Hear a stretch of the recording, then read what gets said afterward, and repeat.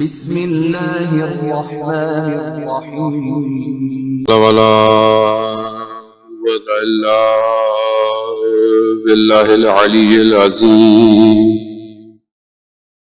حسبنا الله ونعم الوكيل نعم المولى ونعم النصير أعوذ بالله من الشيطان الرجيم بسم الله الرحمن الرحيم الحمد لله الذي يؤمن الخائفين وينجي الصالحين وجزاء المستكبرين ويهلك ملوكا ويستخلف آخرين والصلاة والسلام على رسول ثقلين محبوب رب المشرقين والمغربين جد الحسن والحسين نبينا سيدنا أبي القاسم محمد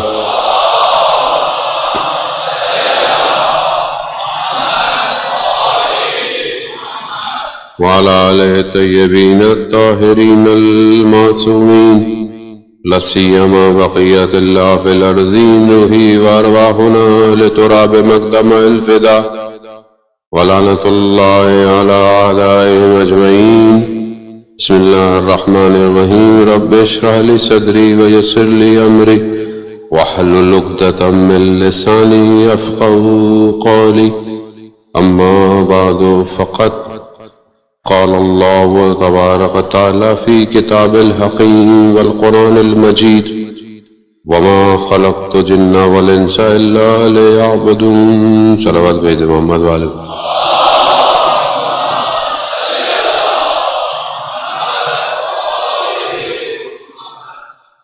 عزیزان محترم ماہ محرم کی 5 گزر گئی اور چھٹی کی شب ہماری گفتگو کربلا سے ظہور تک پہنچنے کے زمرے میں اطاعت اور بندگی اور اپنے آپ کو سپردگی کے دائرے میں گھوم رہی ہے کہ جب تک انسان اپنے آپ کو تیار نہ کرے وہ اپنے آپ کو سپرد نہیں کر سکتا۔ اپنے آپ کو سرنڈر کرنے کے لیے 2 چیزیں مہم ہیں، ایک وہ کہ جس کے آگے اپنے آپ کو سرنڈر کر رہا ہے، سبمیشن کر رہا ہے، اس کے آگے اپنے گھٹنوں کو ٹیک رہا ہے، اس کی معرفت ضروری ہے، اور دوسری اپنے اندر وہ صلاحیت پیدا کرنا کہ سامنے والا آپ کی سپردگی کو قبول کرے۔ یہ مہم ہے، ہر کوئی نہیں دے سکتا اپنے آپ کو۔ آپ دنیا کے معاملات میں دیکھ سکتے ہیں، بس آپ ایک چیز چاہتے ہیں کہ میں یہ پڑھنا چاہتا ہوں، میں یہ کرنا چاہتا ہوں، میں یہ عمل کرنا چاہتا ہوں، میں یہاں کام کرنا چاہتا ہوں، کیا کوئی آپ کو ایکسیپٹ کر لیتا ہے؟ نہیں کرتا۔ جب تک آپ کے اندر اس کام کو کرنے کی صلاحیت نہ ہو۔ کربلا صلاحیتیں مانگتی ہے، اور یہ مجالس انہی صلاحیتوں کو پیدا کرنے کے لیے کہ ہم جو کھو گئے ہیں دنیا کے اندر ہم پلٹے، ہم واپس آئے۔ اب یہی تڑپ ہمیں روز اس فرش ادا پہ لاتی ہے، اور یہی ایک انگیزہ، ایک چنگاری جو پھر عشق میں تبدیل ہو جاتی ہے، اور پھر جب انسان خود بھی جل جائے تو اسے اس میں لذت محسوس ہوتی ہے۔ کیوں؟ کیونکہ جس کی خاطر جل رہا ہے وہ کبھی اس کو فنا نہیں ہونے دے گا، وہ اس کو ہمیشہ زندہ رکھتا ہے۔ یہی فلسفہ شہادت ہے۔ شہید مرتا نہیں ہے کبھی، قرآن کی آیات ہیں، آپ ماشاءاللہ سنتے رہتے ہیں، شہید کبھی مرتا نہیں ہے، شہید ہمیشہ زندہ رہتا ہے۔ یعنی اس لامحدود زندگی میں کہ جو محدود ہے بالکل، یعنی بہت چھوٹی زندگی ہے، بہت تھوڑی زندگی ہے، سب کچھ کم ہے، وسائل کم ہے، انسان کی کاؤنٹنگ بھی کریں تو بھی سال کم ہے، اس محدودیت کے اندر شہید اپنے آپ کو سپرد کرتا ہے اس خالق کے آگے جو اسے اس محدودیت سے نکال کر ہم فیہا خالدون کی طرف لے کے جاتا ہے، یعنی لامحدود کی طرف، یعنی موت جو محدودیت کرتی اسے باہر نکال دیتے ہیں۔ تم زندہ، اصل تم مرے ہی نہیں، صرف بدن کی ظاہری قید تمہیں آزاد کر رہی ہے، اور ایک ایسی وادی میں بھیج دیتا ہے کہ جہاں سے سارے عالم وہ اپنے کنٹرول میں کر سکتا ہے۔ شہید آسان نہیں ہے، اور ہر شہید اپنے عمل اور اپنے سبمیشن کی وجہ سے مراتب اپنے بڑھاتا رہتا ہے۔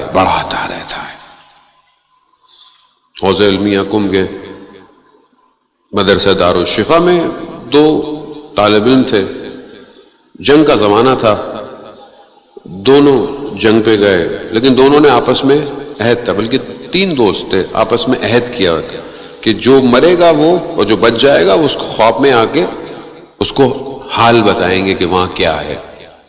2 شہید ہو گئے، ایک نہیں ہو سکا، اور جو نہیں ہوا اس کے خواب میں آئے، ایک آیا اور اسے بتایا کہ بھئی شہادت کے بعد یہ مقامات ہیں، یہ درجے ہیں۔ تو کہا دوسرا کہاں ہے؟ کہا وہ اس عالم میں بھی بہت اوپر ہے۔ کہا کیسے؟ کہا کہ وہ اپنی زندگی میں جو عمل کرتا تھا اس کے اثرات اس کی شہادت کو اور اوپر لے گئے ہیں۔ یعنی انسان اپنی زندگی کیسے گزارے؟ شہید کی یہی خوبی ہوتی ہے کہ وہ اپنی زندگی کو ایسے گزارتا ہے جو اسے شہادت کی طرف لے کے جاتی ہے۔ شہید ایسے نہیں ہوتا اچانک سے ہو گیا، نہیں، وہ جیتا ایسے ہے، زندہ ایسے رہتا ہے۔ وہ کیا چیز ہے؟ وہ کس کے لیے پروردگار اتنی زیادہ؟ یہ طلب ہے۔ امام حسین علیہ السلام ارشاد فرماتے ہیں، اللہم صلی علی محمد۔ امام ارشاد فرماتے ہیں، امام دعائے عرفہ کے اندر کہ پروردگار یہ جو طلب ہے، یہ جو میں تجھے طلب کرتا ہوں، یہ طلب میرے اندر ایجاد کر، یعنی میں جو تجھے طلب کروں، میں جو تجھے پھکاروں، یہ پھکارنے کو میرے اندر ایجاد کر پروردگار۔ اگر ایجاد کرے گا تو میں پھکاروں گا۔ اور جیسے مولوی مثنوی کے اندر جو ہے وہ کچھ اشعار بیان کرتا ہے، اس کے اندر یہ کہتا ہے کہ مجھے بلائے گا خدا تو میں گڑ گڑاؤں گا، یہ گڑ گڑاہٹ بھی تو ہی مجھے دے گا، اور یہ تو جب مجھے دے گا تو پھر میری آنکھوں سے اشک جاری ہوں گے، اور ان اشکوں کو بھی تو ہی جاری کروائے گا۔ اب یہ طلب کرنی پڑتی ہے کہ جب وہ چاہے تو آپ کو ایک ایسی وادی میں لے جائے کہ آپ کی آنکھوں سے اشک جاری ہوں۔ اب یہ کیا ہے؟ اب شخص آیا کہ میں دعا کرتا تھا، وہ بہت زیادہ دعائیں کرتا تھا، اور دعا تڑپنا اور گریا اور زاری۔ مولوی نے مثنوی میں اسی کی مثال پیش کی ہے، بہت گریہ زاری کرتا تھا، لیکن اس کی کوئی دعا جو حاجت تھی وہ پوری نہیں ہوتی تھی۔ بہت وقت گزر گیا، ہماری زندگی میں بھی ہوتا ہے، مولانا صاحب یہ پڑھ لیا، وہ پڑھ لیا، 40 دن یہ پڑھ لی، زیارت پڑھ لی، دعائیں پڑھ لی، یہ پڑھ لی، دعا قبول نہیں ہو رہی ہے۔ وہ بھی ایسی کرتا تھا، شیطان آیا، کہا کیا کر رہے ہو؟ ہر وقت دعائیں، ہر وقت مناجات۔ کہا جب تمہاری دعا پوری نہیں ہوتی تو چھوڑ دو۔ اس نے کہا آہستہ آہستہ آہستہ آہستہ آہستہ چھوڑ دو۔ اب ایک بزرگ پہنچے، کہا کہ یہ دعائیں تم نے کیوں چھوڑ دی؟ کہا دعا پوری نہیں ہوتی تھی۔ کہا یہ جو دعا مانگتے تھے، گریا کرتے تھے، یہی تو دعا تھی، یہی تو خدا تمہیں دے رہا تھا۔ خدا یہی تو چاہتا تھا کہ تم گریے کرو، تم رو. اگر جسے تم سمجھتے ہو اپنے لیے کہ پورا ہو جائے، وہ تمہیں کیا پتا کہ خدا تمہیں دینا کیا چاہتا ہے. اللہم صلی علی محمد وآلہ محمد. وہ ہم تو مادے کو سمجھتے ہیں نا کہ خوب یہ چیز پوری ہو جائے، یہ مل جائے، وہ مل جائے تو اپنا مادہ کہاں اس کیفیت کو پورا کرے گا جو خدا آپ کو بار بار بلا بلا کے. کتنا قیمتی آنسو ہے جو خدا کی بارگاہ میں آنکھوں سے نکلتا ہو. خدا بھی کہتا ہے کہ مجھے چند قطروں میں جو خدا کو پسند ہے نا قطرے، یہ قطرہ جو خدا کی محبت میں تنہائی میں رات کو آنکھ سے نکلتا ہے خدا کو پسند ہے. خوب ہم اپنی زندگی میں دیکھیں یہ خزانہ کہاں ہے میری زندگی میں، کہاں ہے میری زندگی میں گریا. میں سمجھتا ہوں کہ یہ پورا ہو جائے، وہ پورا ہو جائے، تو پھر کون آئے گا؟ وہ تو بلاتا ایسے ہے. حدیث قدسی نہیں ہے؟ حدیث قدسی میں پروردگار ارشاد فرماتا ہے کہ جو میں چاہتا ہوں تم وہی کرو، جو میری چاہت ہے وہی تمہاری چاہت ہو. اگر تم نے وہ نہیں کیا جو میری چاہت ہے تو پھر تم پوری دنیا میں مارے مارے پھرتے رہو، میں وہ نہیں دوں گا جو تمہاری چاہت ہے. اور تم میری چاہت کو پوری کرو، وہ پورا کرو. بلکہ خدا کو ضرورت ہے، خدا کو ہماری ضرورت ہے. خدا کو کہ ہم سے مانگے تو وہ خالق ہے؟ نہیں، وہ خالق ہے. وہ بغیر کسی مخلوق کی خلقت سے پہلے بھی مالک ہے. پھر کیوں ہمیں کہتا ہے کہ دعا، عبادت، سجدے، تڑپ کیوں؟ کہ ہمیں ضرورت ہے. ہم اس کے، میں نہیں کہہ رہا، رسول خدا حضرت محمد مصطفیٰ صلی اللہ علیہ وآلہ محمد وآلہ رسول خدا جب رات کو خاک میں اپنے رخسار کو رکھ کے خدا کی بارگاہ میں دعائیں کر رہے ہیں تو رسول کی ازواج امہات المومنین، امہات رسول خدا کیا کہتی ہیں؟ رسول خدا کی ازواج کیا کہتی ہیں کہ آپ کو کیا ضرورت ہے؟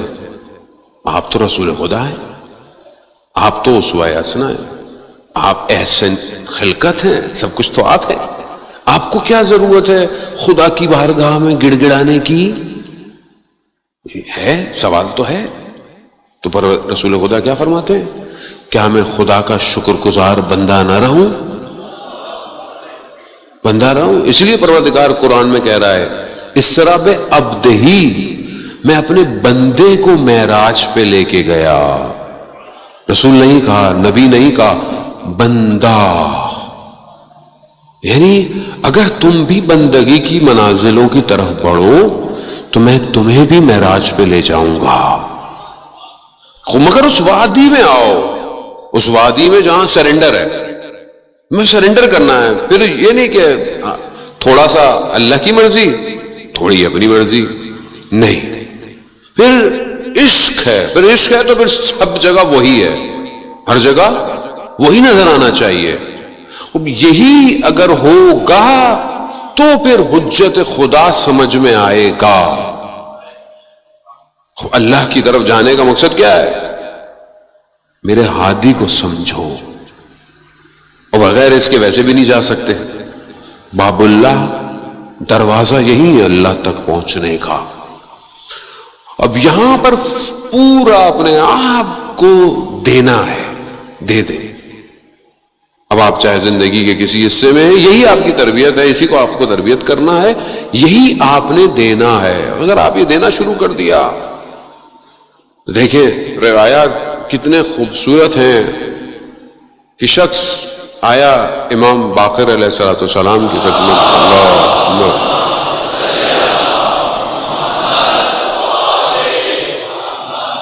امام خدمت میں آیا، کہا مولا آپ کے چاہنے والا، آپ کا چاہنے والا فاسق ہو سکتا ہے؟ یعنی غلط کام کرتا ہو. امام نے کہا اس کا عمل فاسق ہو سکتا ہے، اس کا وجود فاسق نہیں ہو سکتا. کہا کیوں؟ کہا وہ وجود ہماری محبت سے لبریز ہے.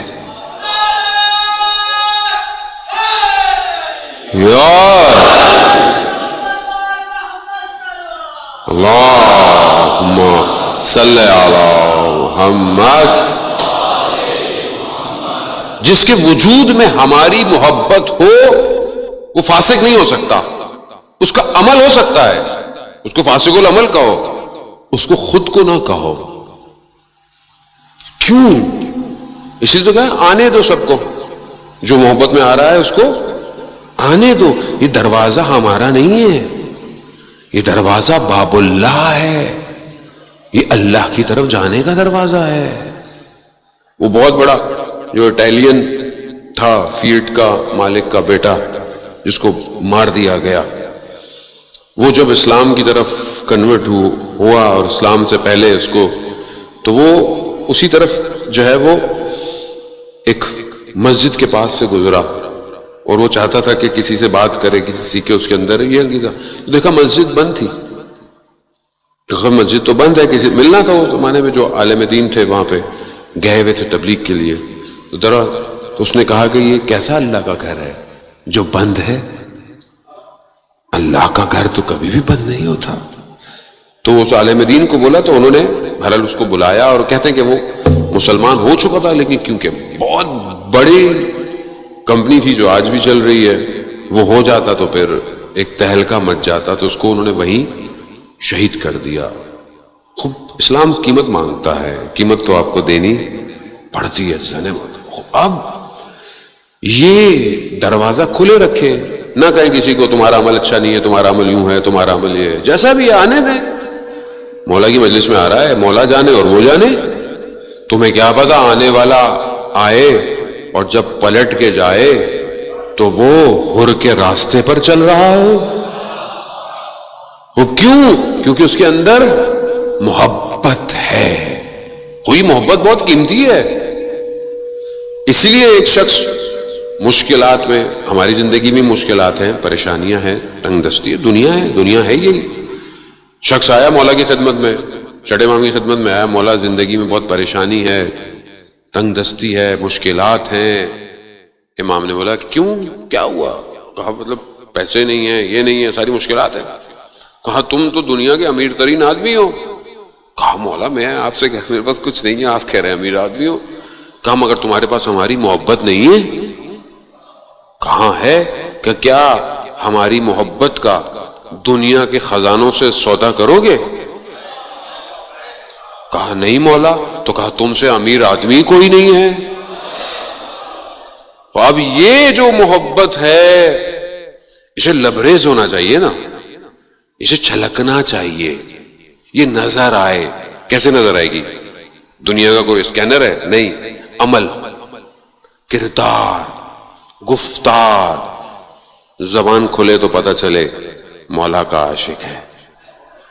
نگاہ کہاں اٹھنی ہے، کہاں جھکنی ہے، کیوں؟ مولا کا عاشق ہے. خوب ایسے ہی ہونا چاہیے. خوب امام کی طرف جب آپ بڑھیں گے تو یہی ہوگا نا کہ امام کا چاہنے والا ہے.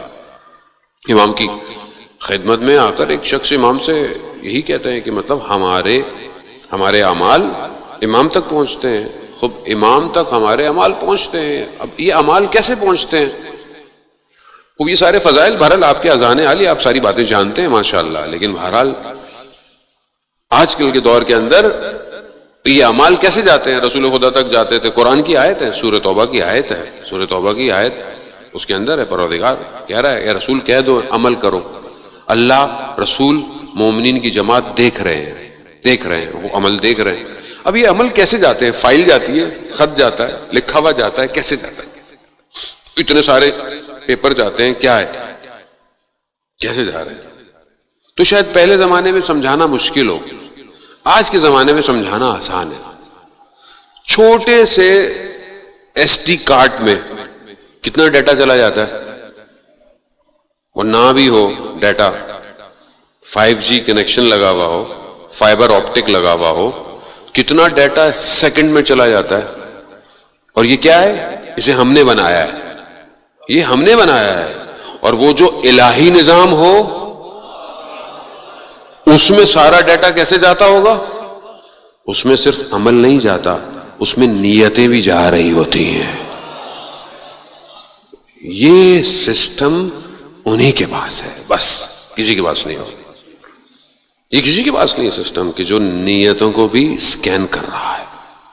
اب ظاہر میں تو انسان اچھا ہے، اچھے کام کر رہا ہے، ہمیں کیا پتہ نیت کیا ہے؟ وہ جانتے ہیں، وہ نیت سے واقف ہے اس کی. یہ ان کے پاس جب اتنا کچھ ان کے پاس اختیار ہے، جو یہ ساری چیزیں دیکھ رہے ہیں. شخص ہے وہ زبان، اس کا نام غالباً ہے امام رضا علیہ الصلوۃ والسلام کی خدمت میں، اللہم صلی علی محمد. امام کی خدمت میں آتا ہے کہ مولا میرے لیے دعا، میرے گھر کے لیے دعا کریں. امام فرماتے ہیں کیا تم کیا سمجھتے ہو میں تمہارے لیے دعا نہیں کرتا؟ تمہارے اعمال ہم تک پہنچتے ہیں، ہم تمہارے لیے دعا کرتے ہیں. کتنی خوش قسمتی ہے ہمارے لیے. 10ویں امام سے کسی نے کہا کہ مولا ہم تو بہت دور رہتے ہیں، ابھی آپ کے پاس آئے ہیں، ہم دوسرے شہروں میں، دوسرے ملک میں رہتے ہیں، دوسری جگہوں پہ رہتے ہیں، اب اگر ہمیں آپ سے کچھ کہنا ہو تو ہم کیسے کہیں آپ کو؟ اب ممکن نہیں ہے کہ ہم ہر وقت آپ کے سامنے ہوں. تو امام کیا فرماتے ہیں؟ تم کہیں پہ بھی ہو اپنے لبوں کو صرف ہلایا کرو، ہم تمہاری آواز کو سن لیں گے. خوب یہ جو عمل ہے یہ تو انہوں نے اپنے ماننے والوں سے، غلاموں سے کروا لیا. آیت اللہ کوچانی جو ہے وہ اپنی کتاب میں بیان کرتے ہیں، جو آیت اللہ قاضی کے رضوان اللہ تعالی علیہ کے شاگردوں میں سے خاص وصی بھی ان کے وہی تھے. وہ بیان کرتے ہیں آیت اللہ عظمہ بہجت رضوان اللہ تعالی علیہ سے. کیا بیان کرتے ہیں کہ بہت عرصے کے بعد آیت اللہ عظمہ بہجت سے ملاقات ہوئی اور ان سے کہا کہ وہ جو آپ نے مجھے بہت عرصے پہلے بتایا تھا، کیونکہ نجف میں 7 وقت گزرا ہے ان کا، کہا وہ جو آپ نے مجھے بتایا تھا کہ آپ کو امام حسین علیہ السلام نے 28 تحفے دیے ہیں، کیا وہ تحفے ابھی تک آپ کے پاس ہیں؟ کہا ہاں بالکل وہ تحفے میرے پاس ہیں. تو ان میں سے 2 تحفوں کا انہوں نے ذکر کیا تھا کہ جو میں پہلے شاید مجلس میں کئی دفعہ کہہ چکا ہوں. 2 تحفے کیا تھے؟ ایک جیسا ان کو سامنے سے نظر آتا تھا، ان کو باقی طرف سے بھی سیسی نظر آتا تھا، وہ بھی تحفہ دیا انہوں نے. اور دوسرا دنیا میں کسی کی بھی آواز سن سکتے تھے. یہ اتنا زمانہ گزرنے کے بعد امام کے حرم میں نمازیں پڑھ کے یہ تحفے مل گئے، امام نے ایسی دے دی. حالانکہ حالانکہ ان چیزوں کو وہ کہتے نہیں تھے کہ ہمارا ہدف مقصد یہ نہیں ہے، ہمارا اصل ہدف خدا کی بندگی ہے، امام کی اطاعت ہے.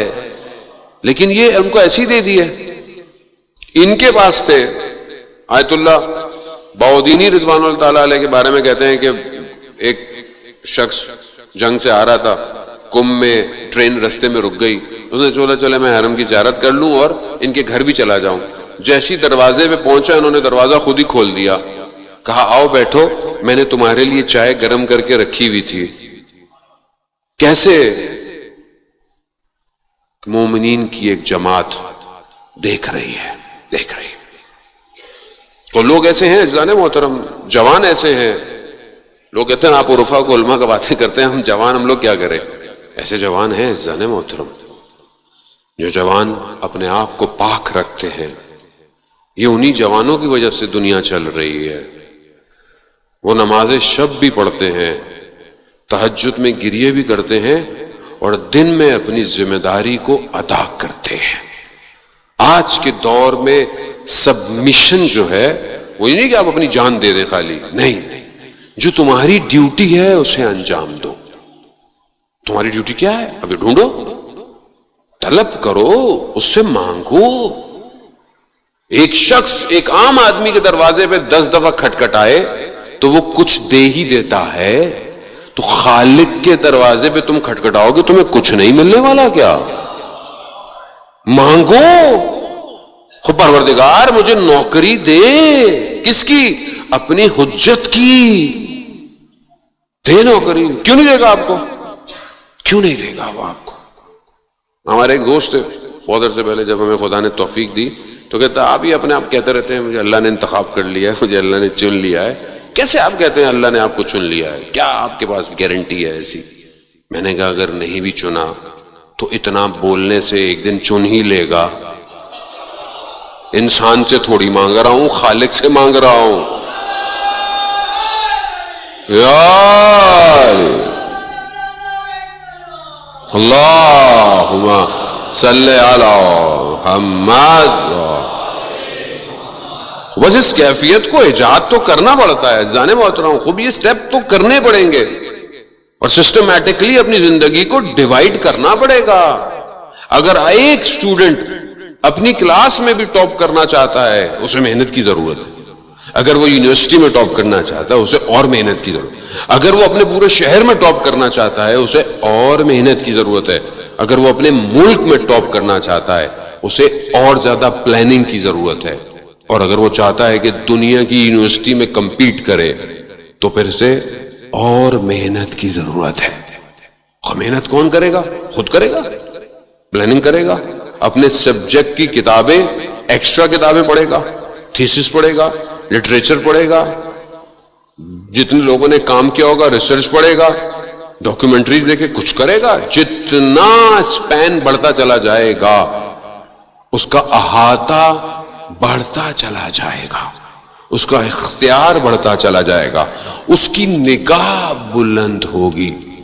جس کی نگاہ ہی صرف سامنے دیکھتی ہو وہ کہاں جائے گا؟ وہ تو یہی دیکھے گا سامنے سے کچھ گزرا.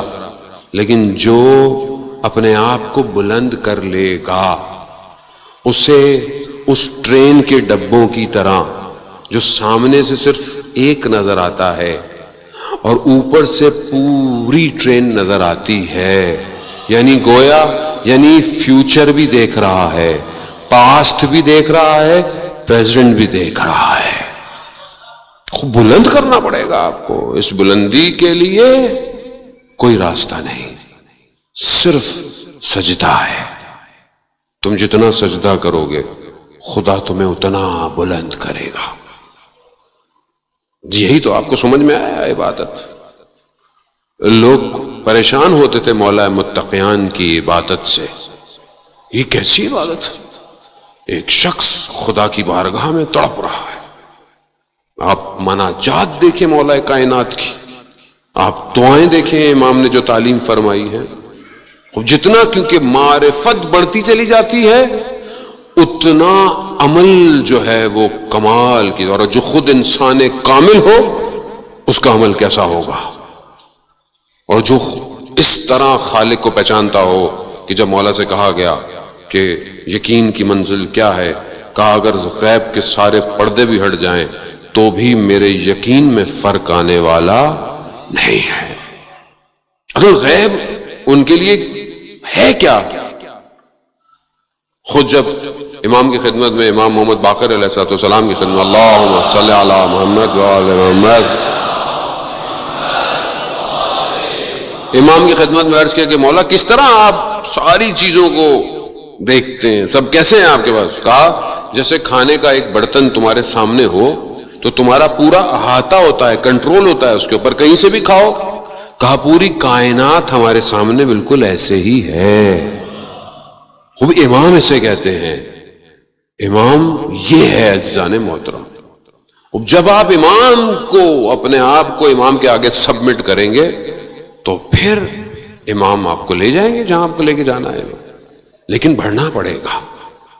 قرآن سورہ نساء کے اندر 70 کے بعد کی جو کچھ آیات ہیں اس کے اندر قرآن ہمیں اسی طرف متوجہ کرا رہا ہے. کس طرف؟ سبیل اللہ، یعنی جو قتل ہو گئے اللہ کے راستے پر. اور ایک اور سامنے کون ہے؟ قتل ہوئے طاغوت کے راستے پر. دونوں بتائے جا رہے ہیں، دونوں کی گفتگو چل رہی ہے۔ اب جو اللہ کی راہ میں قتل ہو رہا ہے وہ کون ہے؟ وہ ظاہر ہے وہ آخرت کی طرف متوجہ ہے، اور خدا قرآن کی آیات میں اشارے کر رہا ہے کہ متاع دنیا، ان دنیا کی جو زندگی ہے یہ قلیل ہے۔ خوب روایات میں آتا ہے کہ دنیا سوق ہے، یعنی بازار ہے، دنیا بازار ہے۔ اس بازار میں کیا ہوتا ہے؟ بازار میں مارکیٹ میں کیا ہوتا ہے؟ کچھ لوگوں کو فائدہ ہوتا ہے، کچھ لوگوں کو نقصان ہوتا ہے۔ دنیا بھی ایسی ہے، دنیا میں کچھ لوگ فائدہ اٹھاتے ہیں اور کچھ لوگ نقصان اٹھاتے ہیں۔ قرآن کہہ رہا ہے متاع دنیا قلیل، دنیا کی زندگی، دنیا کی آسائشیں وہ تھوڑی ہیں۔ تم کیا سودا کر رہے ہو اپنا یہاں پر؟ کس چیز سے سودا کر رہے ہو اپنے آپ کو؟ کس چیز سے اپنے آپ کو بیچ رہے ہو؟ کس چیز کے لیے اپنی زندگی خرچ کر رہے ہو؟ آؤ سبیل اللہ، اللہ کے راستے کی طرف آؤ۔ کیا ملے گا؟ آخرت ملنے والی ہے تمہیں۔ اب یہ لوگ تھے کہ جب ظاہر انبیاؤں کے واقعات ہیں، انبیاؤں کی زندگی ہے، لیکن کہا جاتا ہے کہ جب ان کو حکم دیا گیا جہاد کا، لڑنے کا، تو انہوں نے کہا پروردگار ابھی تو ہم تیار ہی نہیں ہیں، اگر ہمیں تھوڑی فرصت دے دے، کچھ مہلت دے دیتا تو ہم تیار ہیں۔ روایات کہتی ہیں کہ یہ جو آیت ہے، آیت نمبر 74 ہے، جو 75 ہے غالباً، یہ روایت جو ہے وہ امام حسن مجتبیٰ علیہ السلام، محمد، یہ امام کے دور کے لیے، یہ امام کے دور میں آپ نے پتا کہ لوگوں نے کیا کیا امام کے ساتھ؟ امام کو تنہا چھوڑ دیا، امام کو تنہا چھوڑ دیا، امام کو ان امام کے خیمے میں، امام کے مصلے کو کھینچ لیا گیا، بہت غربت، بہت تنہائی، اور امام کا ساتھ نہیں دیا۔ یہی جو لوگ جنہوں نے ساتھ نہیں دیا، جو باتیں کرتے تھے، یہ وہی لوگ ہیں جنہوں نے سید الشہداء کی بات پر لبیک نہیں کیا، یہ وہی لوگ ہیں۔ کیا ہے یہ؟ دنیا کی خاطر آخرت کا سودا کر رہے ہیں، آخرت بیچ رہے ہیں، جبکہ خدا کہہ رہا ہے کہ دنیا بیچو اپنی آخرت کی خاطر۔ اب یہ اجل موت ہے، موت تو آنا ہے، جلدی آئے گی، لیکن ہم کیوں اپنی تھوڑی سی زندگی کو، تھوڑی سی زندگی آپ کے سامنے، ویسی پینڈیمک میں جو نہیں بھی مر رہا تھا وہ بھی مرنا شروع ہو گیا ہے، ویسی پتہ ہی نہیں چل رہا، پتہ نہیں ویسے مر رہا ہے، کیا مر رہا ہے، کتنا بندہ کرونا سے مر رہا ہے، کتنا خوف ہے کرونا سے مر رہا ہے۔ خوف زیادہ کھا گیا آدمی کو، وائرس اتنا ڈیڈلی ہے اپنی جگہ پہ، لیکن اتنا نہیں جتنا خوف ہے انسان کو۔ آپ اکیلے کمرے میں بند، کوارنٹائن، آدمی کو میری سانس رک جائے گی، میرے سانس، کئی ایسے رپورٹس ہیں کہ صحیح آدمی مر گیا۔ کیوں؟ اس پریشر میں، اکیلا، سانس رک رہی ہے، سانس ہے۔ اور آپ یقین کریں کئی لوگوں کو کرونا ہوا، میں سمجھتا ہوں کہ مجھے بھی ہوا، لوگ تو پوسٹیں چلا دیتے ہیں، میں ایک دفعہ ویسی بیمار ہوا، لوگوں نے مولانا کو کرونا ہو گیا، خیر لوگوں کی محبت ہے، لوگ چلا دیتے ہیں تو صحت کی دعا کے لیے اچھی بات ہے، لیکن میں سمجھتا ہوں کہ شاید میں ایک آدھ دفعہ بیمار ہوا، البتہ ٹیسٹ ویسٹ ڈاکٹر نے نہیں آیا، لیکن میں سمجھتا ہوں کہ شاید مجھے بھی کرونا ہوا۔ اب جو بھی آثار تھے، سمٹم تھے، وہی تھے، لیکن اگر مجھے پتا ہوتا کہ کرونا ہے تو شاید مجھے خوف زیادہ ہوتا۔ اچھا خوف کیا ہوتا؟ میرے بچے بھی مجھ سے دور ہو جاتے، میرے گھر والے بھی مجھے دور ہو جاتے، ایک ڈپریشن ویسی پیدا ہو گئی، پھر میں خامخواہ بھی بولتا میری سانس رک رہی ہے، یہ نیچرل ہے، گلا بند ہو رہا ہے، ہوا سب کچھ، یہ سب ہوا، لیکن کیونکہ میں نے اپنے آپ کو یقین ہونے ہی نہیں دیا کہ مجھے وائرس ہوا ہے تو میں ریکور کر گیا۔ لیکن اگر ایک آدمی کو یہ ہو جائے، آواز نہیں نکل رہی، کچھ نہیں ہو رہی ہے، تو بس پھر انا للہ و انا الیہ راجعون ہے۔ کیوں؟ کیونکہ خوف ہے، خوف کو طاری ہو جائے، آپ کو دنیا آپ کی ختم ہو رہی ہے، سب ختم ہو جائے گا، جو بنایا ہے، محل بنائے، پلاٹ بنائے، بینک سٹیٹمنٹ بنائی، سب یہ کہاں جائے گا؟ خوف ہے نا، سب سے پہلے آدمی کو یہی خوف ہوتا ہے۔ لیکن اگر آدمی تیار ہو اور پہلے ہی اپنی زندگی کے سودے کر رہا ہو آخرت کے لیے، تو وہ تو انتظار کرے گا کہ کب وقت آئے۔ الدنیا سجن مومن، دنیا مومن کے لیے زندان ہے، قید خانہ ہے۔ مومن پرواز کرنا چاہتا ہے، دنیا سے اڑنا چاہتا ہے، کیوں؟ کیونکہ اس عالم میں پھر بھی طاغوت ہے، استکبار ہے، حسد ہے، کینہ ہے، یہ سب اسی دنیا کے اندر ہے. لیکن جیسے ہی پرواز کرے گا اس عالم میں یہ کچھ بھی نہیں ہے، وہ صاف. یہی تو وجہ ہے کہ جب انسان کربلا کی طرف قدم بڑھاتا ہے تو کیا کہتا ہے؟ بہشت کا ٹکڑا ہے. کیوں ٹکڑا ہے؟ کیونکہ جب وہاں پہنچتا ہے تو اپنے نفس کی خواہشات پہ قدم رکھتا ہوا کربلا کی وادی میں داخل ہوتا ہے. اب جب وہاں آتا ہے تو وہاں یہ نہیں کینہ ہے، بزرگ ہے، میں بڑا ہوں، میں چھوٹا ہوں، میں سردار ہوں، میں نوکر ہوں. نہیں، وہاں صرف اور صرف ارباب سید الشہداء ہے. یہ وادی میں جب آتا ہے یہ کیفیت کہاں ہے؟ یہ صرف جنت میں ہے، صرف جنت میں. یہاں ایک دوسرے کا خیال رکھتا ہے. یہاں آپ رک جائیں، کسی کے پاؤں دبائیں آپ رستے میں، گھر میں نہیں دباتا آدمی، ماں باپ کے قدم نہیں دباتا پاؤں. یہ والد تھک کے آیا ہے، چلو میں کچھ جنت لے لوں ماں کے قدموں کے تلے. بچے بھی آج کل بہت تیز ہیں، سوال کرتے ہیں کہ ماں کے قدموں میں جنت کیوں ہے، باپ کی کیوں نہیں ہے؟ بچے کوشچن تو کرتے ہیں، اب سمجھانا پڑتا ہے ان کو. اب آپ دبائیں، یہاں نہیں دبائیں گے. وہاں آپ رستے میں آپ دیکھیں جانتے نہیں ہے کون سے ملک کا ہے، کون سے رنگ کا ہے، ظاہر امام حسین بیٹھا ہوا ہے، قدم دبانا شروع کر دیتے ہیں آپ. کیوں؟ موڈ چینج ہو گیا، کسی اور موڈ میں آ گیا ہے. سٹیٹس دنیا کا نہیں ہے، صرف زوار حسین ہے. ایک ہی سٹیٹس ہے سب کا. سارے سٹیٹس چینج ہو جاتے ہیں وہاں جا کے، صرف ایک ہی ہے. ظاہر ہے اس ایک سٹیٹس میں کوئی بڑا، کوئی چھوٹا، کوئی امیر، کوئی غریب، کچھ نہیں ہے. صرف ایک ہی ہے، ایک ہی موڈ ہے بس. اسی کو ایجاد کرنا ہے ہر جگہ.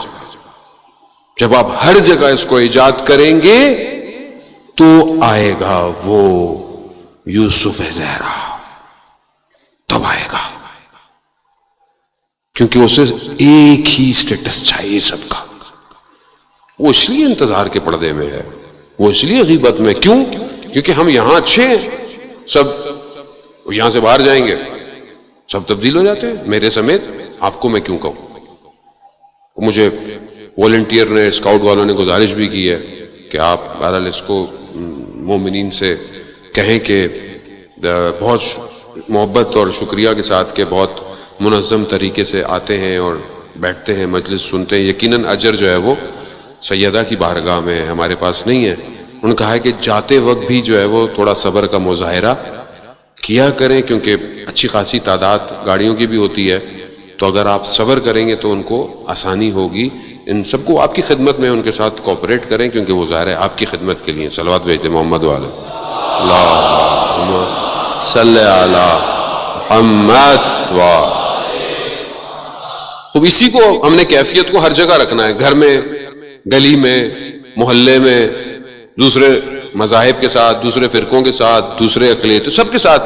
جب آپ ایک موڈ پہ آ جائیں گے تو پھر آپ کا جو گیجٹ ہے، آپ کا جو سسٹم ہے، وہ اس ولایت کے نظام سے کنیکٹ ہوگا جو اپنی ریس کو دنیا میں بھیج رہا ہے.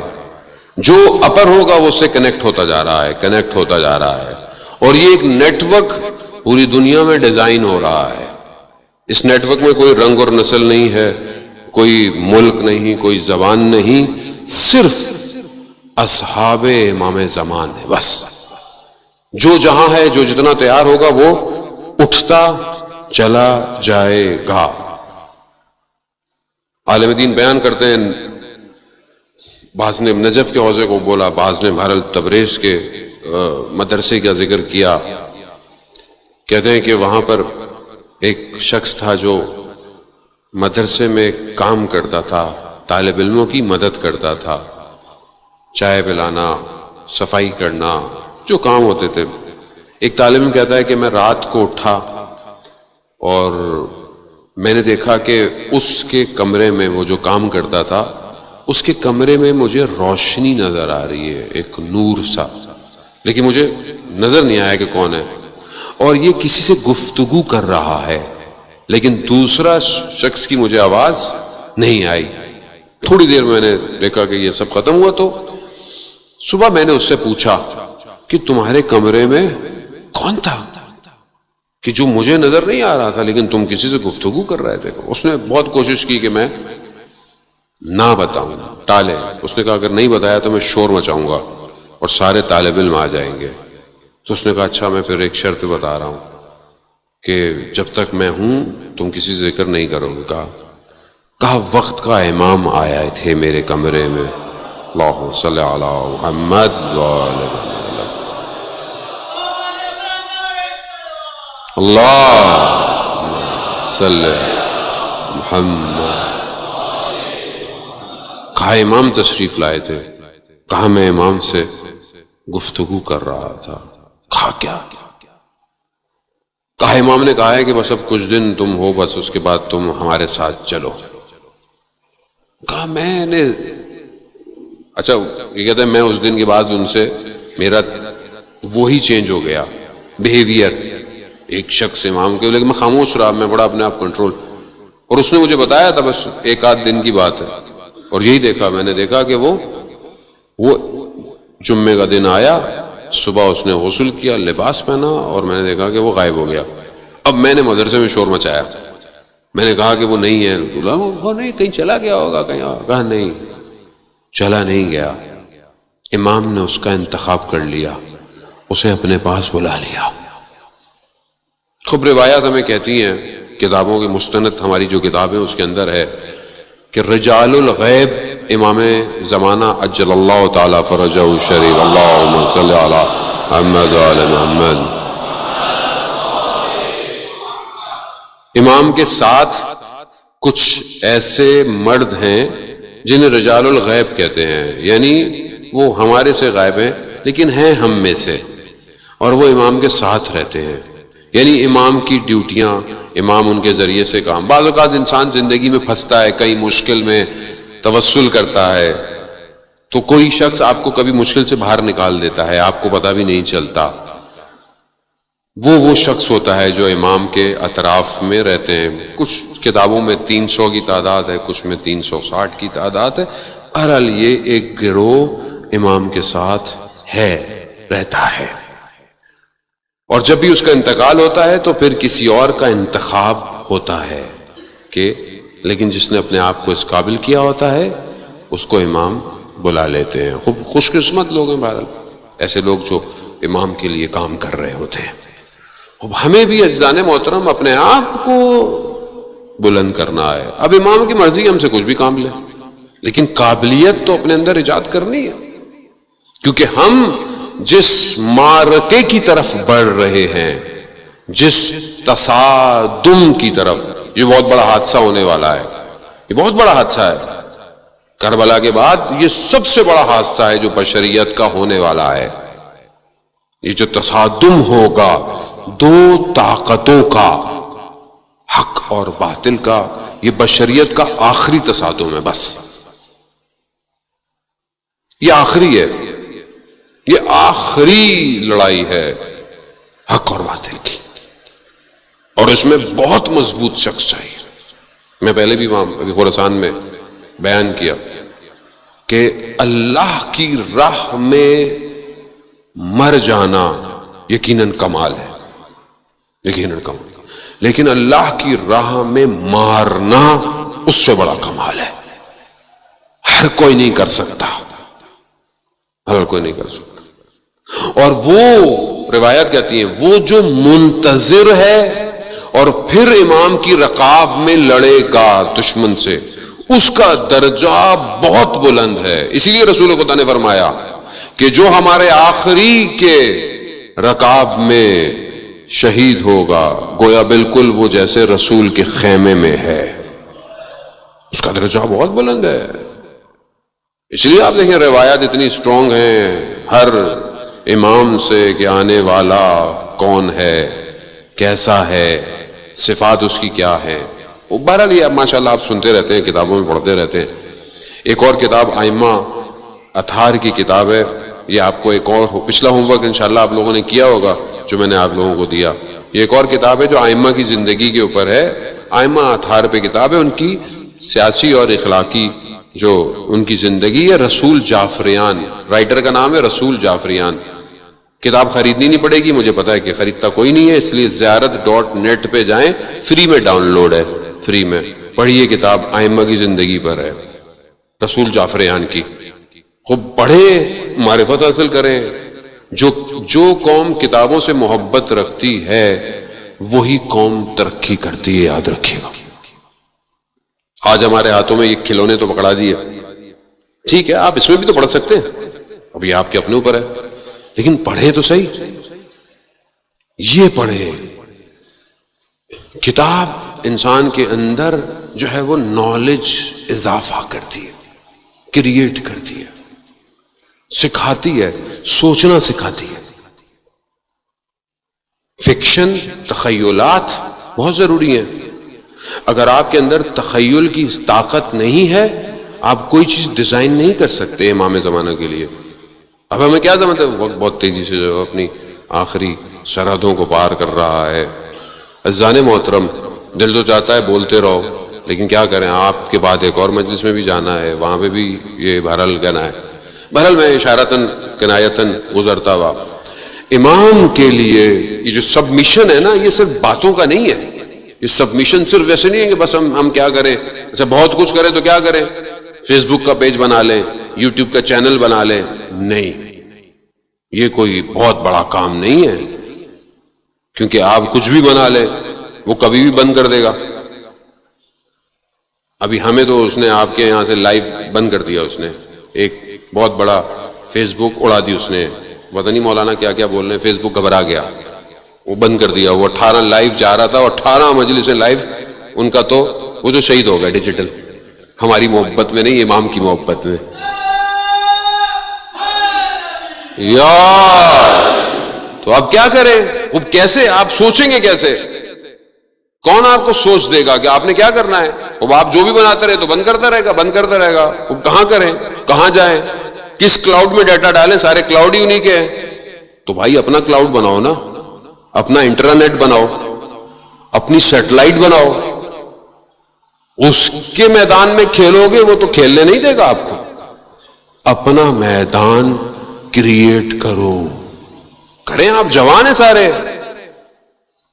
امام حسین علیہ السلام نے کربلا پہنچ کر کربلا خریدی ہے. کیوں, یہ میرا میدان ہے, آؤ میرے میدان میں. اب میرے میدان میں آؤ گے تو پھر میں اپنے طریقے سے ہراؤں گا تمہیں. ہرایا امام نے, سمجھے امام نہیں, یہی تو وجہ ہے. تاریخ سے گزر جاؤ, گزرنا نہیں ہے جانے میں, تم ہر جگہ روک کے سوچئے کیا کیا ہوا, کیسے ہوا, کیوں ہوا. بنائیں, سورس کوڈنگ ہے, کتنے جو ہے وہ پائتھن اور پتہ نہیں کتنے آپ لوگ بیٹھے ہوئے جو سب چاری جانتے ہیں, اپلیکیشن ڈیزائن کریں, سرور اپنے کھڑے کریں, سیٹلائٹ بنائیں, ملک کو بھی فائدہ دیں. 14 اگست ہے, 14 کے صدقے میں, ویسے بھی 5 محرم ہے, 5 کی وجہ سے 14 ملے آپ کو صدر. یار وہ دے, قوم ملک و ملت کو دے. صرف اشکال کرنا, تنقید کرنے سے تھوڑی کام ہوگا. کام کریں, کام کریں, دے, بنائیں. جب کچھ بنائیں گے, دیکھیں دشمن کیوں نہیں بات کرتا, دشمن کسی قابل کیوں نہیں سمجھتا, اس کو پتا تو اس کا ہاتھ کتنا بلند ہے. دشمن کہتا ہے ہو یہ بولتے رہتے ہیں, کیا کریں گے, انسٹاگرام ہمارا یوز کرتے ہیں, ٹویٹر ہمارا یوز کرتے ہیں, فیس بک ہماری یوز کرتے ہیں, یوٹیوب ہماری یوز کرتے ہیں, باتیں سنو ان کی. وہ ہنستا ہے بیٹھ کے, ہنستا ہے وہ. انہوں نے اپنا کیا بنایا آج تک, کیوں چائنا طاقتور ہے اکنامکلی, کوئی بھی چیز وہاں نہیں چلتی, اپنا سب کچھ ہے. لڑیں آپ ان سے, دنیا کو ہرا دیا اس نے. ہواوی کے نیٹ ورک نے, سوئچز نے 5G کے ذریعے سے فیل کر دیا دنیا کو. لڑیں آپ, کیوں, اسے پتا ہے کہ کس میدان میں جنگ لڑنی ہے, جنگ کیا ہے. اور ہم یہاں پہ بس ہم ایک دوسرے سے لڑ رہے ہیں, بس ایک ٹرسٹ دوسری ٹرسٹ سے، ایک انجمن دوسری انجمن سے، ایک مولانا دوسرے مولانا سے، ایک ذاکر دوسرے ذاکر سے. اور بھائی یہی ہو رہا ہے. اور وہ غیبت کے پردے میں بیٹھا ہوا وہ یہ دیکھ رہا ہے یہ قوم کر کیا رہی ہے، کر کیا رہی ہے. اس کو اتنا علم دیا، یہ باب علم کے ماننے والے، یہ فضاؤں کو تسخیر کر سکتے ہیں، ہوائیں ان کے کنٹرول میں آ سکتی ہیں، یہ پانی کے تہوں تک پہنچ سکتے ہیں، انہیں عالم ملکوت ہم نے کھول کے دیا ہے، اور یہ کر کیا رہے؟ یہ کہاں ہے؟ یہ قصور کس کا ہے؟ ہمارا. سمجھیں امام کو، بنائیں سب کچھ. جب وہ آپ کو اس قابل سمجھتا ہے تبھی تو وہ کہتا ہے اچھا بات کرو، پھر بات کرو. جو اگر آپ کا ہاتھ اوپر ہو تو آپ بات بھی نہیں کرتے، آپ کہتے ہیں ہم بات نہیں کریں گے، ہم کوئی مذاکرے نہیں کریں گے. کیوں؟ ہم تمہیں کسی حساب میں سمجھتے ہی نہیں ہیں. وہ یہی ہے. اللہم صلی علی محمد و خوب. کربلا یہی ہے عزیزان محترم. آؤ آؤ، کہیں سے بھی آؤ، آؤ کربلا. ہم تمہیں بتائیں گے کہ جنگ کسے کہتے ہیں، ہم بتائیں گے کہ 6 مہینے کا بچہ کیا کرے گا تمہارے ساتھ، ہم تمہیں بتائیں گے. یہ ہے امام کی اسٹریٹجی. 6 ماہ کے بچے کو کربلا لے جا کر وقت کے حاکم کے چہرے سے مقدسیت کا نقاب کھینچ ڈالا. یہ ہے کربلا. ہاں عزیزان محترم، شب چٹی محرم ہے. لوگ سوال کرتے ہیں کہ کیا ضرورت تھی بچوں کو لے کے جانے کی، کیا ضرورت تھی بوڑھے لوگوں کو لے کے جانے کی، کیا ضرورت تھی خواتین کو لے کے جانے کی؟ نہیں، یہاں پورا سسٹم ڈیزائن ہے. ہر شخص کا اپنا ایک کردار ہے، اس نے ادا کرنا ہے. اور یہ بنا رہے ہیں کربلا، یہ بنا رہے ہیں. دشمن کو امام نے سمجھنے ہی نہیں دیا کہ امام نے کیا کیا اس کے ساتھ. تڑپ رہا ہے، آج تک تڑپ رہا ہے، تڑپ رہا ہے. وہ سوچتا ہوگا کہ نہیں بلانا تھا مجھے، نہیں آنا تھا مقابلے میں. امام نے ایسا کیا 61 ہجری میں. ہاں سرکار نے اولاد بہت قیمتی ہوتی ہے انسان کی، اور ایسی اولاد کہ جو کم سن ہو،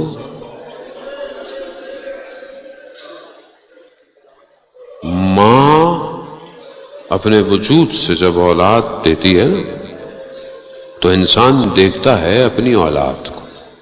خدا بے اولادوں کو اولاد عطا کرے، اور جن کے بچے مریض ہیں انہیں شفا عطا کرے.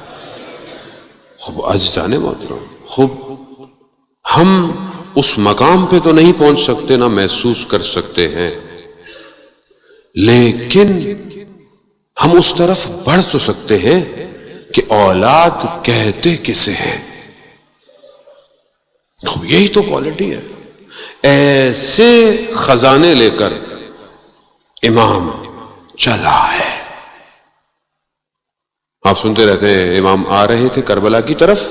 کیا دیکھا امام نے؟ امام کو تھوڑی سی نیند آ گئی. امام نے جیسے ہی چاہے وہ آنکھ کھولی، امام فرماتے ہیں انا للہ و انا الیہ راجعون.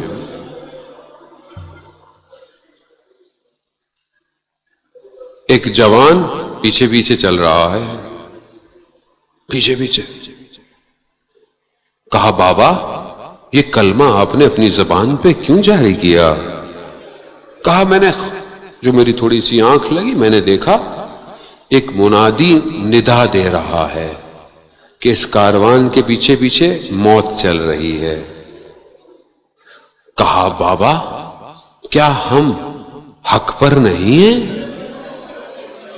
کہا نہیں بیٹا، ہم اکبر ہیں.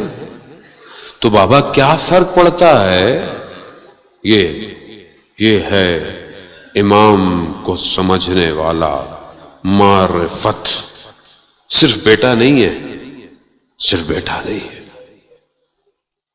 حضرت علی اکبر کا مقام عرفا کہتے ہیں کہ ہم بیان نہیں کر سکتے کہ کیا مقام تھا.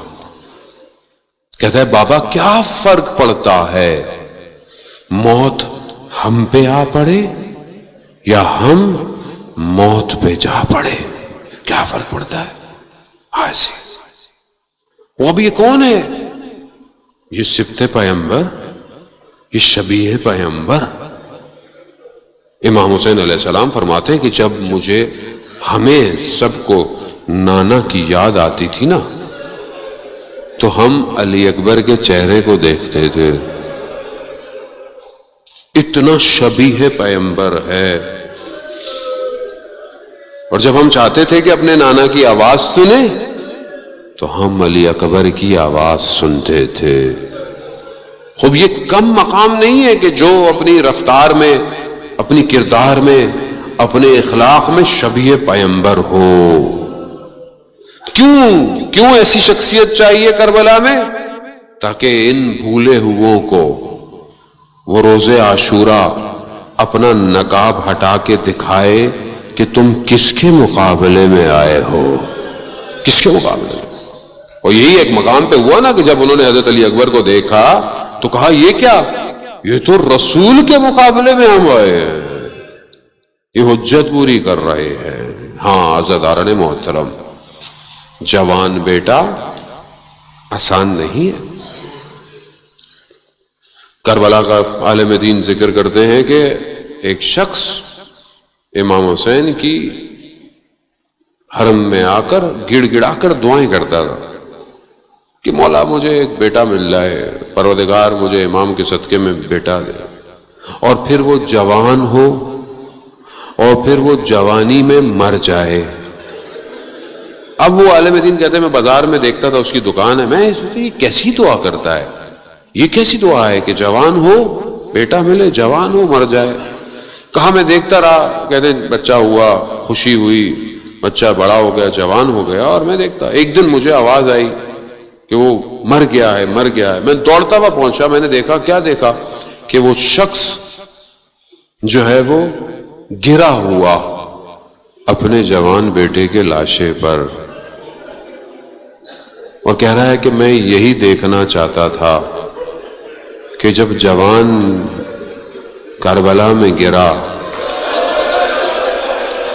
تو امام حسین کیسے اٹھے ہوں گے، مجھ سے تو اٹھا نہیں جا رہا.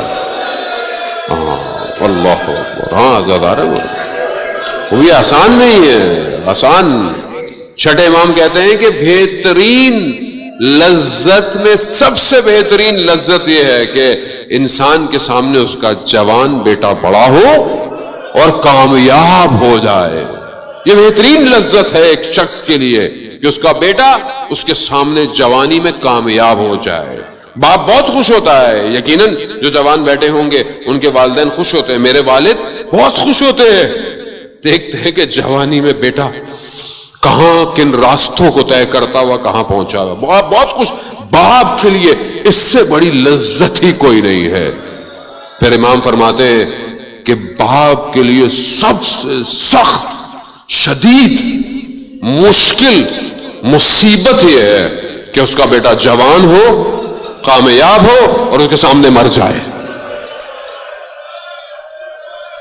علی اکبر، علی اکبر آسان نہیں.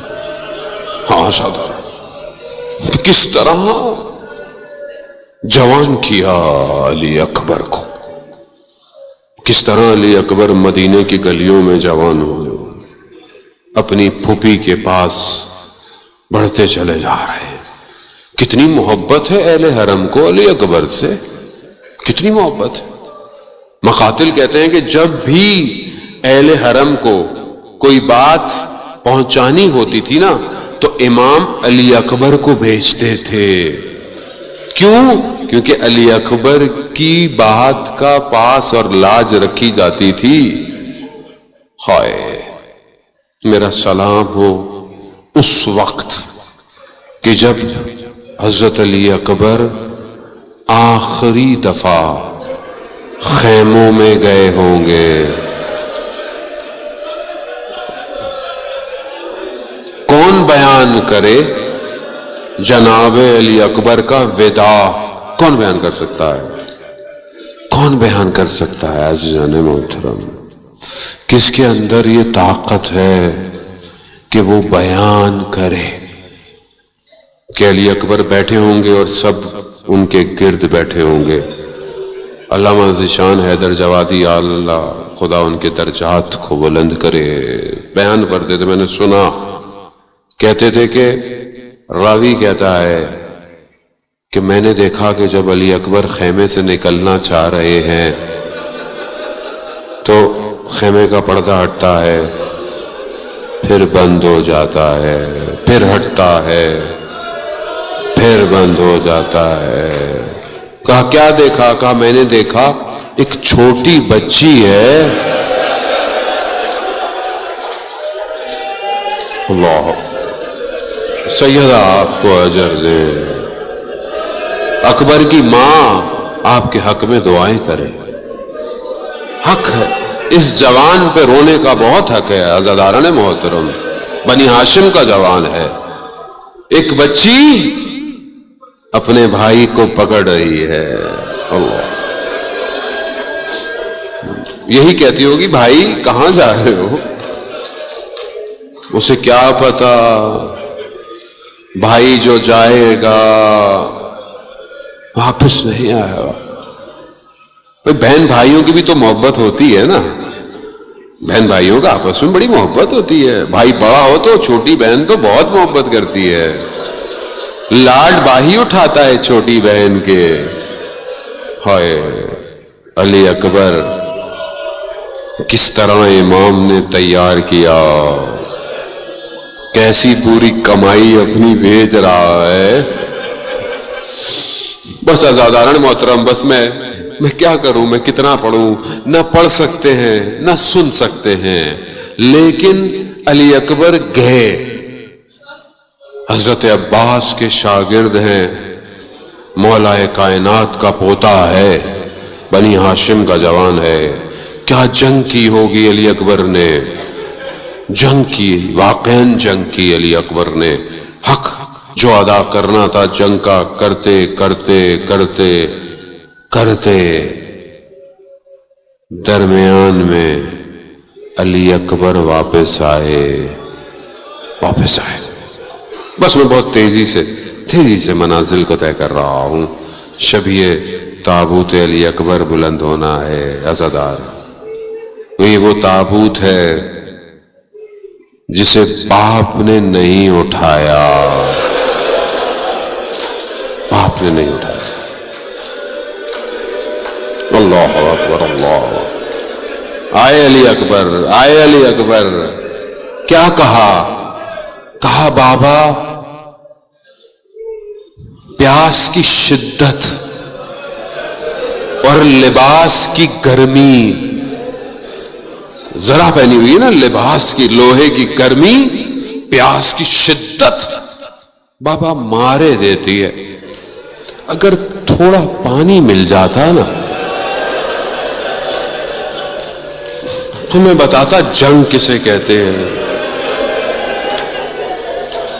اللہ آپ نے سن لیا، مگر حضرت علی اکبر کو نہیں پتا کتنا سخت ہے ایک باپ کے لیے کہ اس کی اولاد کوئی تقاضا کرے.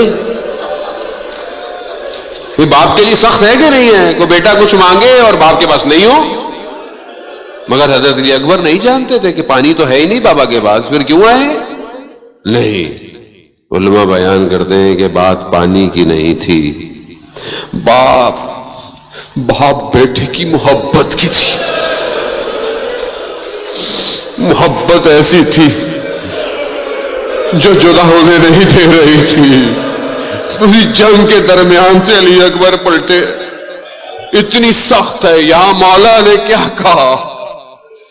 اور کہا علی اکبر اب آپ نے سنا ہے مختلف روایات ہے، امام نے اپنی زبان کو علی اکبر کی زبان میں ڈالا، علی اکبر نے چیخ مارے، بابا میری زبان تو آپ سے بھی زیادہ خشک ہے۔ کیوں؟ وہ کون جانتا ہے، یہ کسے پتا؟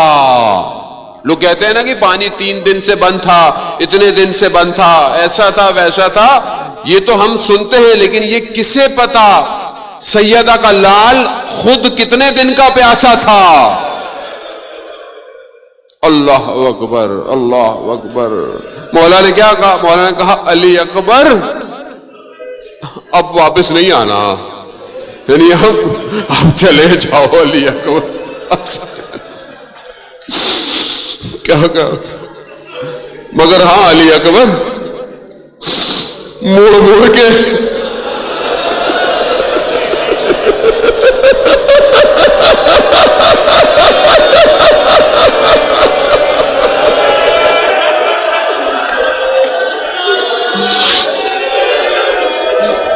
مڑ کے ذرا دیکھتے جانا علی اکبر،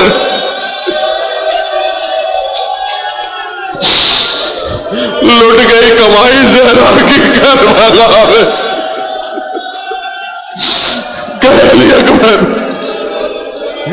گئے علی اکبر، سبط جعفر کلام میں پڑھا کرتے تھے کہ علی اکبر کو نیزے لگے، تلواریں لگی، علی اکبر نے اپنے آپ کو سواری کے دوش میں ڈال دیا۔ مقتل کیا کہتا ہے؟ مقتل کہتا ہے کہ تلواروں نے علی اکبر کو اربا کر دیا، ٹکڑے ٹکڑے۔ نہ جانے کس جگہ پر علی اکبر زمین پر آئے، نہ جانے سینے پہ وہ برچھی کس طرح لگی ہوگی، کہاں سے لگا وہ نیزہ، علی اکبر گرے۔ علی اکبر نے بابا سے مدد نہیں مانگی، صرف یہی کہا بابا میرا سلام ہو۔ اب نہیں پتا زہرا کا لال خیموں سے کس طرح علی اکبر کے بدن پر پہنچا، نہ جانے کیسے صبر کیا ہوگا، نہ جانے کیسے اس نیزے کو جدا کیا، اپنی رخسار کو علی اکبر کے رخسار پر لگا۔ اکبر کے رخسار لب ہل رہے ہیں، کیا کہہ رہے ہیں؟ بابا جد رسول خدا کوثر لا رہے ہیں اور فرماتے ہیں حسین سے کہو جلدی کرے۔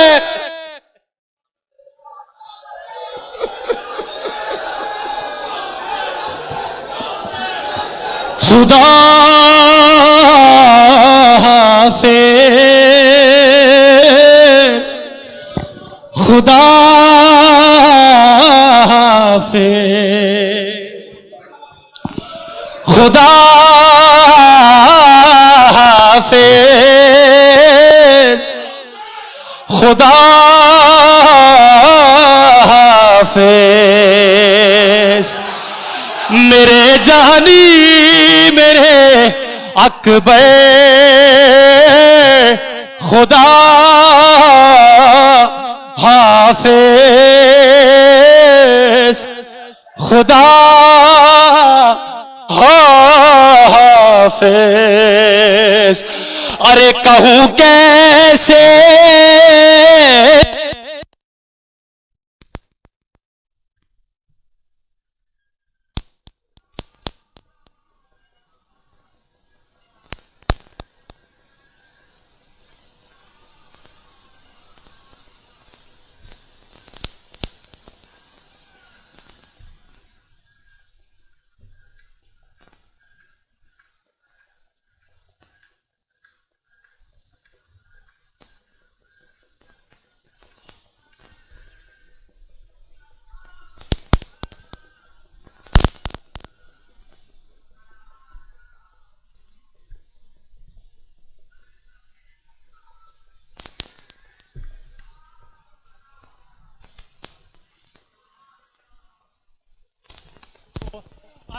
دو